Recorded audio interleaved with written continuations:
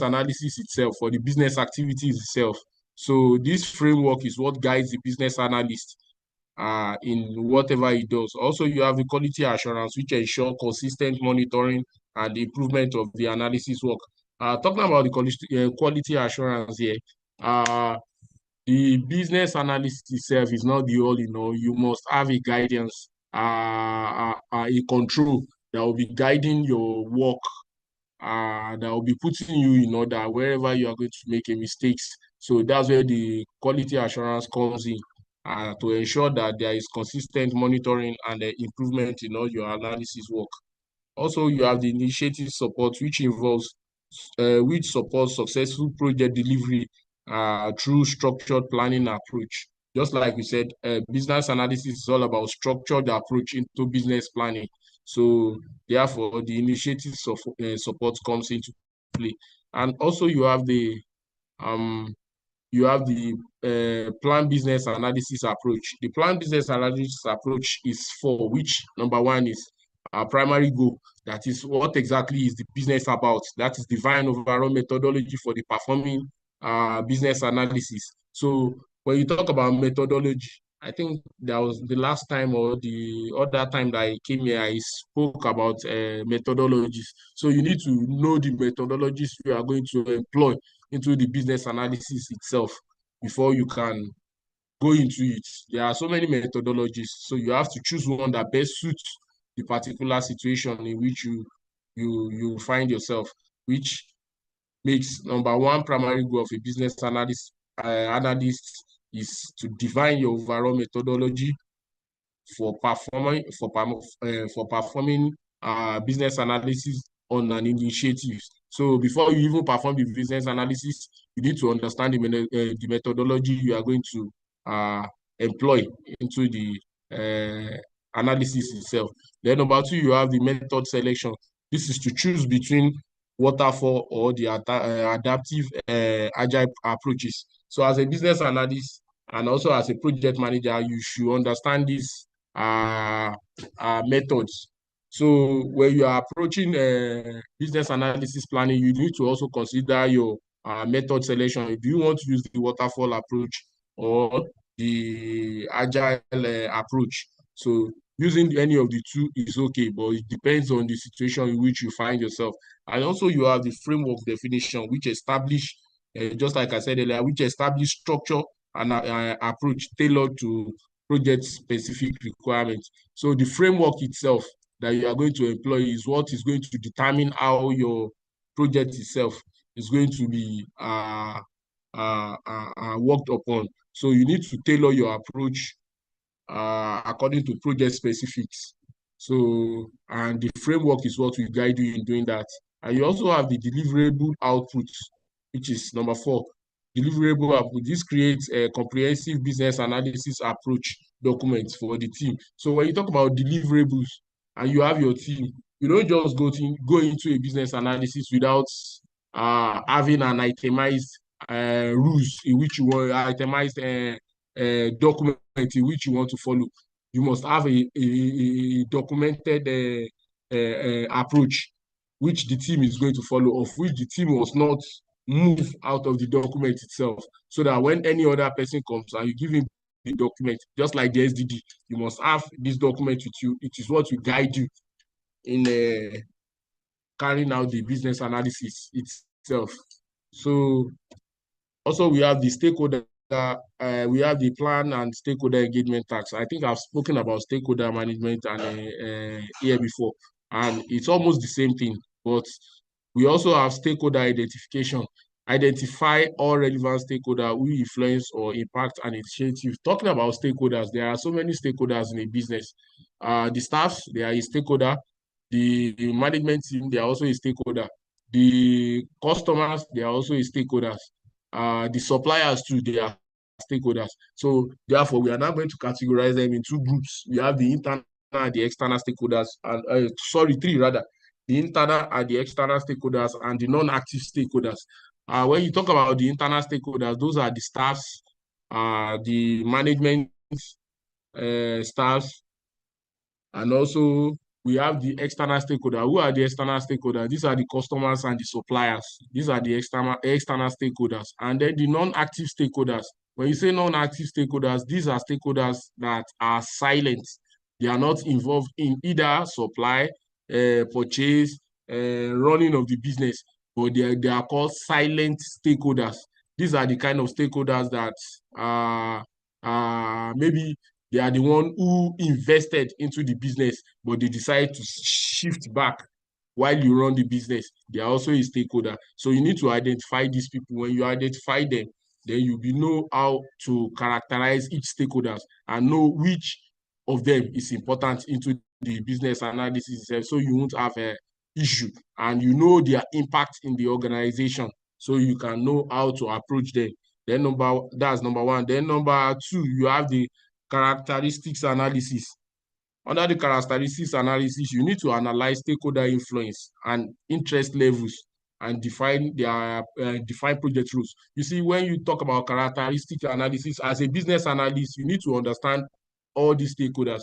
Okay, now let's take, for example, you are working in a finance firm and you are trying to, or let's say you are working in an audit firm and you are trying to reorganize the system, and who you need to identify who are the major characters in the organization. When you are talking about the major characters, number one, you have the CEO, you have the control, you have the finance department, and you have the HR. So when you understand these major characters, you determine their roles in the organization itself and their roles as it affects your projects that you are running at the moment. You need to understand them and the position they take. When you understand them and their position and their relevance to the project, then you won't have issue as a business analyst. Then number three, you have the collaboration strategy. That is define strategic approach to effective stakeholder collaboration and communication. So each stakeholder has their own function, and you have a strategy. You must have a strategic way in which you approach each one of them. You cannot use the general approach for all the stakeholders, because there are some stakeholders that might be antagonistic to your ideas. So when you see stakeholders like that, you must define a new approach. You need to, in a way, to approach such stakeholders, to bring them down and make them realize how important your project is to the, how important your idea is to the project itself, and how it will benefit the organization as a whole. So this collaboration strategy and definition of strategic approach is very, very important. And number four, you are talking of engagement approach. That is, develop comprehensive stakeholder engagement approach document for implementation. This one is simply talking about when you are engaging the stakeholders, such as you are presenting documents to them. You don't need to talk too much in your documents. What you just need is just make it graphical and very, very straightforward. Just make it simple, because they don't need all the explanation that you are making. Just make them understand in a graphical way. Design your data. Make them understand that this is what you are trying to do. This is where you are going. This is where you are going. The way you approach them with your document is what will decide what they are going to do. But if your document itself is cumbersome or your presentation is cumbersome, the stakeholders will start losing faith in you one way or the other. But when you are able to approach them in a very straightforward manner and your documents are very relatable, they will be able to reason with you. So you have to put in mind that your document does not have to be cumbersome, so that they will feel you are doing your job. Just make it as simple as possible, so that they will be able to relate to whatever you have said. And it must not be too technical for them, because that's why they employ you. They don't want the technicalities. That's why you are there. So when you are presenting to them, you have to make it as simple as possible. So that's number four. Now you have the business plan business analysis governance. Number one, you have the decision framework, like we said before. Define how business analysis decision will be systematically made. Then number two, you have the prioritization process. That is, establish clear prioritization methods for requirements and deliverables. So you need to, what this one simply means, you need to prioritize your process. which is going to come first. You need to determine it. Which is going to come last. You need to determine it. Which is going to come in the middle. You need to determine it. You don't just have to do everything jam-packed all together. You have to be very straightforward and straightforward with your approach, and also ensure you prioritize your documentation as appropriate. And number three, you have the change control. That is implement structured change control process for requirement modification. So when you are trying to implement your structured approach, you have to make it flexible so that there can be modifications. Modifications can be possible in your requirement. So it's you just your approach should not be rigid in such a way that the stakeholder will come around and tell you there is a change of plan, and you start saying, this one can no, your plan has to be flexible. So if they come in at the diamond and tell you that there is a change of plan, that they want it done this way, want it done this way, so you should be able to tweak your document and implement the required change as a business analyst. Then number four, you have the approval authority. The approval authority, that is define approval process for business analysis and deliverables and requirements. Talking about the approval authority, there must not be general consensus. There should be a general consensus agreed, but there must be an approval as a business analyst. So the approval itself has to be defined in the project itself, that okay, when you are doing this, there is an authority which is going to go through your process. After going through your process and your deliverables and requirements, they are going to approve it for you. So there should be an approval authority. That's what it's trying to. That's what that number four is trying to say. That is, there is to be an head that will approve your documents and deliverables. And this approval authority has to be the person that will be in charge of the project itself. You as a business analyst, yes, you are in charge, but there is a final approval authority that will give approval that, yes, this idea you are bringing on has been approved. And that will be the person that is given to you by the stakeholders themselves to oversee whatever you are doing. So that will be the approval authority. Then you have the governance output, which creates a comprehensive governance approach document for team reference. So this one is just to kind of guide the team on their approaches, and also guide them on best practices as a business analyst. That's what he's talking about there. And also you have the plan information strategy. Number one, you have the life cycle management, which creates comprehensive business analysis information management plan and the deliverable. Also, you have the traceability system, which establish tracing methods for tracking information throughout project life cycle.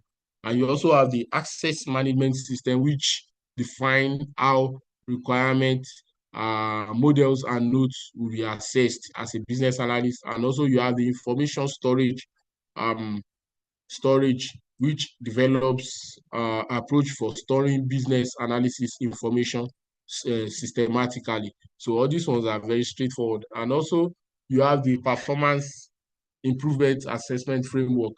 This one, number one, performance assessment, which is it assess business analysis work against established performance objective. So what it's trying to say here is that as a business analyst, when you are done with your work, they are going to assess your job as against what they have on ground before, and see if truly this is what is needed in the organization. So that's what they mean by performance assessment. And you have efficiency monitoring, that is verify that analysis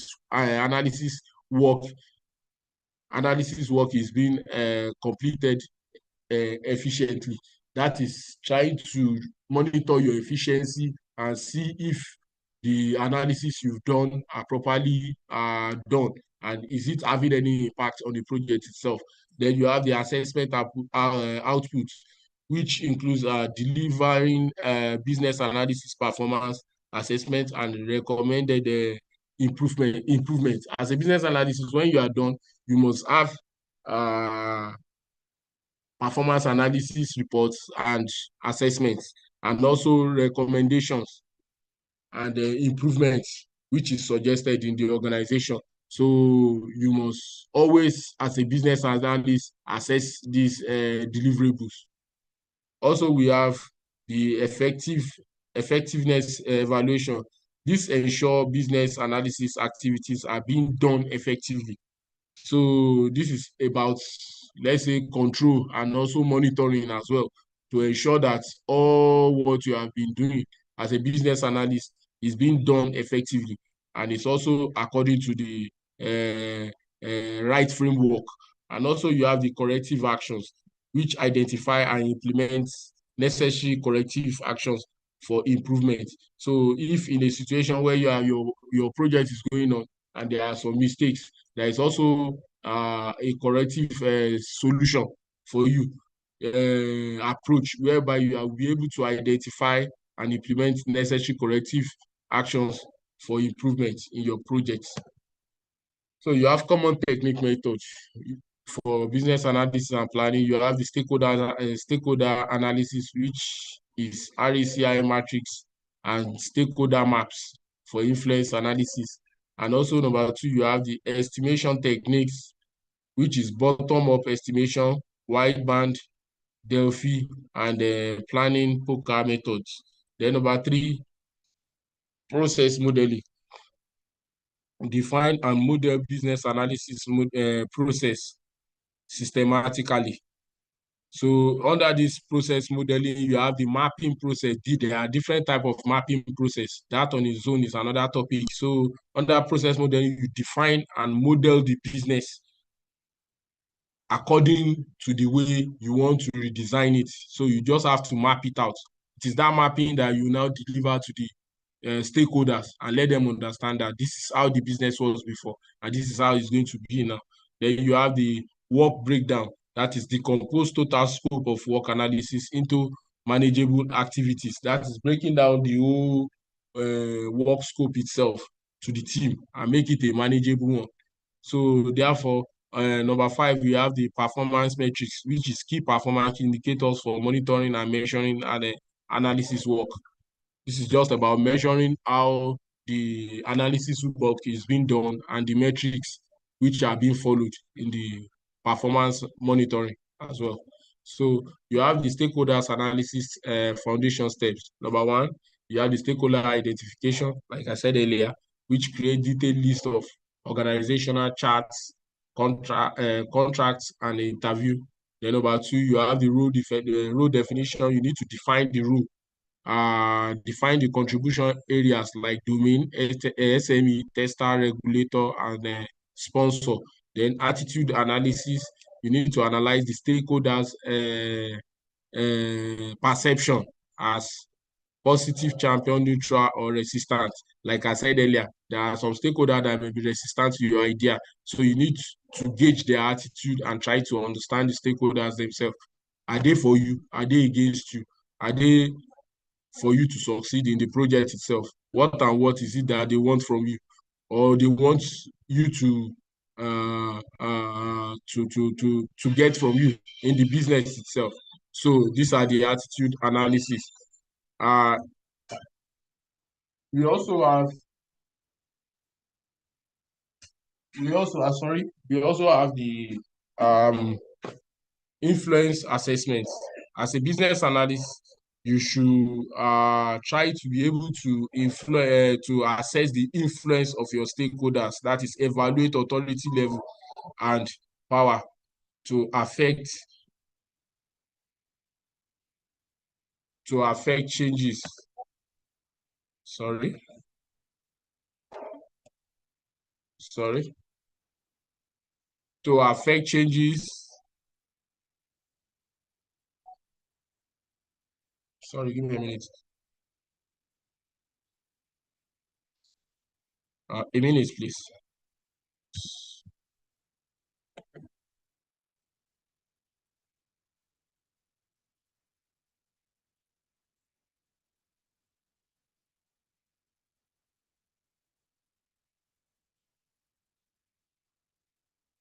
So, like I was saying, influence assessment. Sorry for the breaking. That was a call, a WhatsApp call. So, talking about the influence assessment, evaluate authority level and power to affect change outcomes. So, you need to understand your stakeholders and how influential they are in the project.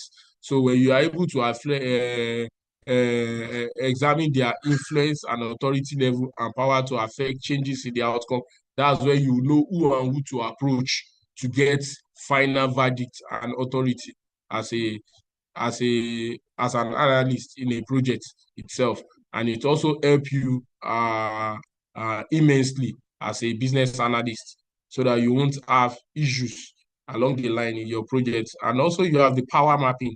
You need to map, visualize stakeholder influence, just like the influence assessment. You need to understand the power of each stakeholder.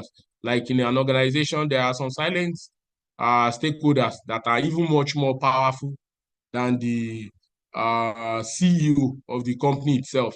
The reason why be that they have the largest shareholding in the organization.